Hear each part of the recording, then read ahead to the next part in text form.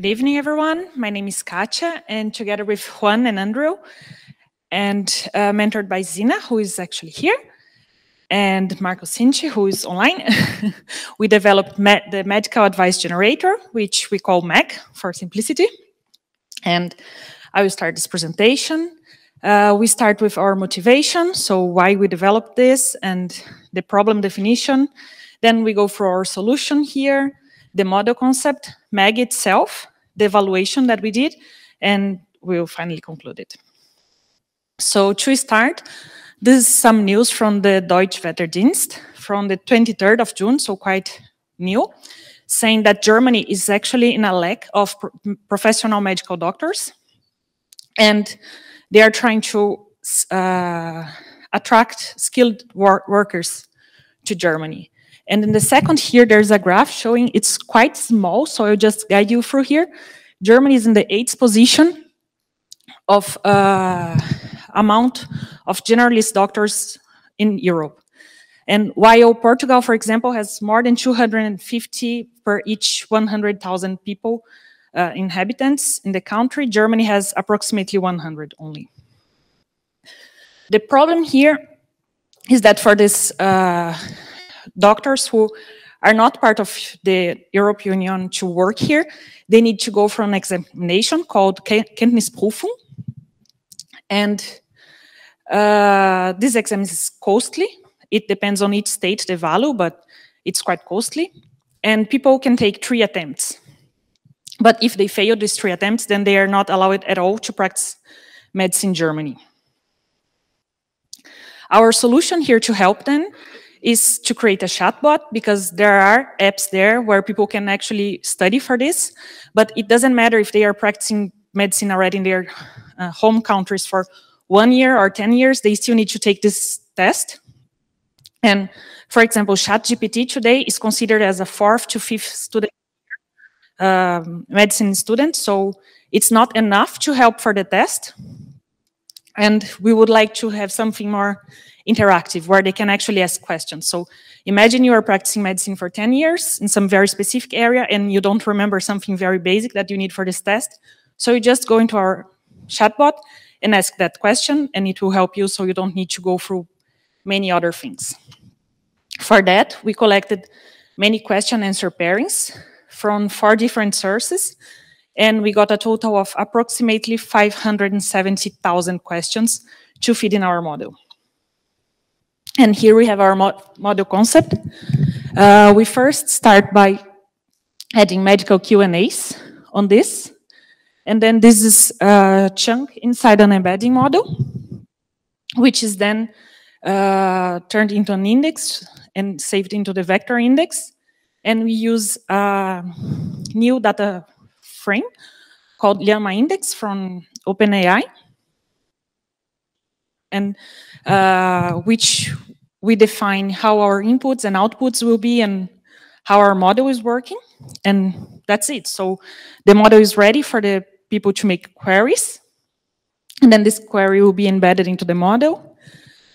Yeah, then it will go into the vector index and look for proximity, which one is closer, go through the prompt, the large language model will help it, and actually finally give the answer. So as Kátia had mentioned, we had designed a chatbot. In specific, what we wanted to do is to utilize all the information and most documentation from OpenAI, because that's one of the most documented APIs that are available at present day. So in order to do this, as Kátia had mentioned, we had to use llama indexing. So indexing all of the inputs that we provide, and additionally all of the question-answer pairings. But in order to begin this entire process with MAG, one has to have a personal OpenAI API key. So if you're using a free version of ChatGPT, you're allowed $5 credit, US dollars as a credit. However, once you use all of these dollars, you then have to pay for additional money. So ours, we have in a personal account with DSR. But those are all the specifics. But let me go into the prompt helper, or the designing of how it segments the text that you input. So we have an input size of 4,096 tokens, and then from these inputs, we provide 2,000 output tokens. And the amount of text that can overlap is about 20 tokens, and the chunk size limit, or the size of the text, is of 600. And many people know the term chat of GPT, but it specifically means generated pre-trained transformer model. And in specific, we use one of the original 4 GPT models that OpenAI had designed, the Text DaVinci 003. As aforementioned, this is the most documented model that is available through OpenAI. It is trained with 175 billion, that's 10 with 9 zeros, parameters, and 45 terabytes of text. And with ChatGPT, you notice that on different outputs, you get a large amounts of paragraphs. But this is based off of the inference temperature from the model. And since we are dealing with medical data, we want to be as precise and concise as possible. So we set our inference temperature to 0.1. And as a different idea for our flowchart, we have our question answer pairings. As Kátia had mentioned, they are then transformed into embeddings and stored in a GPT simple vector index. We then provide a query, and it provides an answer. And so we have the idea of a question-answer pair. So we have an idea of what kind of response are we expecting from this. But exactly how can you evaluate the response that a model gives you? So we had, with the assistance of Juan's wife, who is a licensed medical doctor, and also our mentor, Zina Rampa, we had 36 questions that we had generated from 5 medical textbooks. So we had found questions that already we knew what the ground truth answers are, because they're found automatically within the textbook. And based from the information that MAG outputted, we wanted to see what the quality of information would be. So specifically in 5 classifications of very good, good, acceptable, poor, and very poor.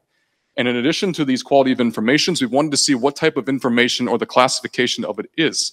So if it's green, that means it is 100% correct, go for it. Yellow is be cautionary with the output, and red is do not follow this at all.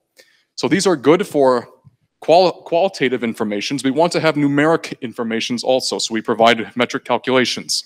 So we have we have a question, we have our MAG output. So we provided 2 bar charts with the average of both of theirs.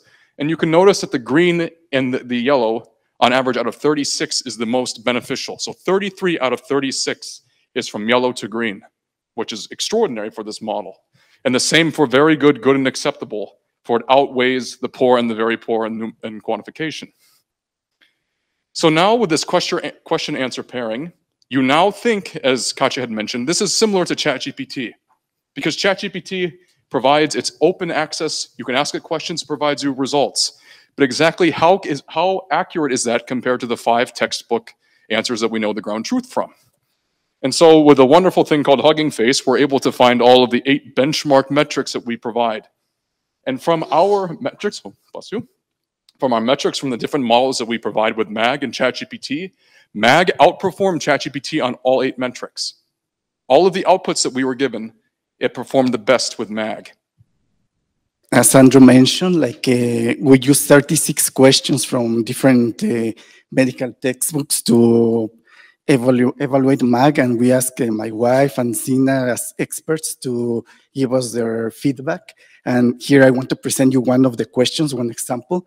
So this question is about how does omeprazole suppress Helicobacter pylori, which Helicobacter pylori is a bacteria that can cause chronic gastritis.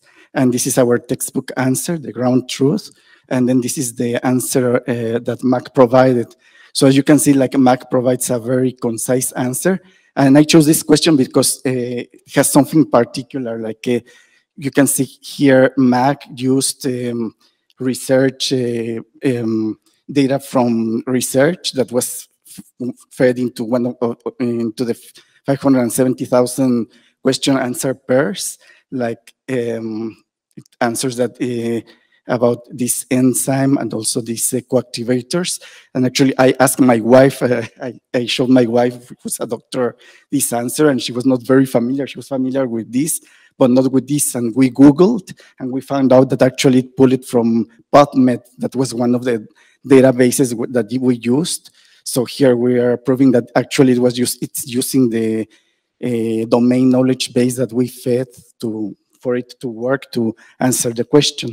ChatGPT gives a very, very big answer, and it's not really to the point. Like here, it just says that omeprazole is maybe one of the ways in which you can suppress the bacteria. Then in the next paragraph, it comes to even to describe the bacteria, and then it gives three possible explanations, but none of them come to the point. So you can see how MAG gave a more precise answer and more to the point. So if we think why this happened, it may have like different reasons.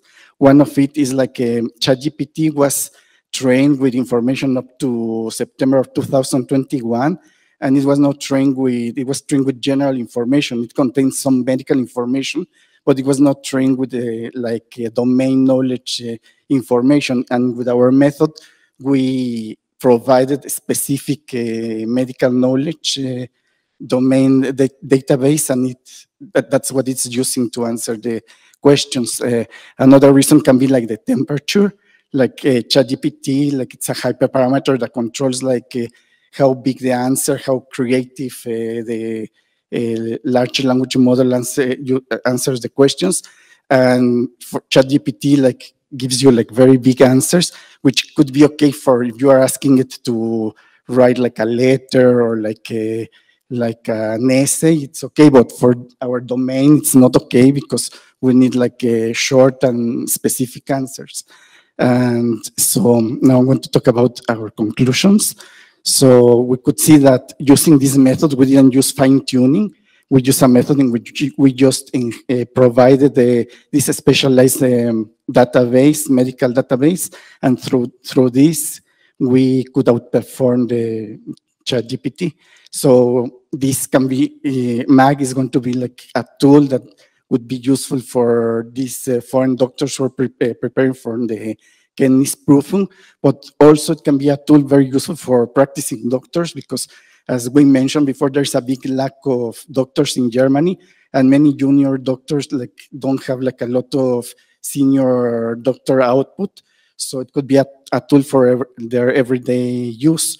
Also, like for example, like between departments, my wife is a psychiatrist, and many times like her patients that are in the psychiatry department, like they present another disease and they have to be transferred, like for example, to internal medicine, and the doctors of psychiatry, they need to have like up-to-date, like current knowledge of internal medicine, of neurology. So this is a tool that also would help them, like in case they have a doubt, they can just use it and take better care of their patients. And now I want to talk like about if we want to improve MAG for the future, we could use like more current OpenAI models like GPT-4, or there are very, very interesting new models that are coming from open source. For example, Lambda from Google, or from Facebook IMLA, and also from Hugging Face we have a Bloom. And then one thing that we saw through our creation of MAG is that in this case, human input is very important because we're talking about a medical domain, so we need the experts to validate that the answers are correct. Also, that the quality of the answers that you get depend very much on the quality of the data sets that you're using. In our case, we use 570,000 question answer pairs. But for example, if we wanted like better, more advanced answers, we could enhance our knowledge base, like for example, with more questions or text about like cardiology or psychiatry. So you could even make it a more specialized type of chatbot. And then additional information is that at the moment, doctors like count with very good tools to study for the exam. Like AMBOS is a comprehensive database. However, it's not interactive. The doctors have to make like searches like in Google. And so our chatbot would give the opportunity to have this functionality, but in an interactive way. And also, like I wanted to point out that there's a very soon release of a chatbot called Galen AI that we could compare like, the functionality to MAG. It's not in the market yet, but this will be used to make queries even of rare diseases. So this could be even a step further for the development of MAG. To the answer for the question of the doctor, rheumatoid arthritis is typically diagnosed based on a combination of physical examination, laboratory tests, and imaging studies. And based off of this question, that's only 5 words. You then have an information base for the output that is very domain specific in a specific rheumatoid arthritis.